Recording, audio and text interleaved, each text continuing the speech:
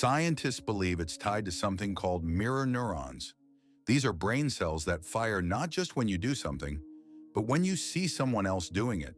It's how we learn. It's how we empathize. When you see someone yawn, your brain mirrors it, almost like you're experiencing it too. This explains why contagious yawning is more common among friends, family, and even dogs with their owners. It's empathy, connection. Your brain is syncing up with theirs.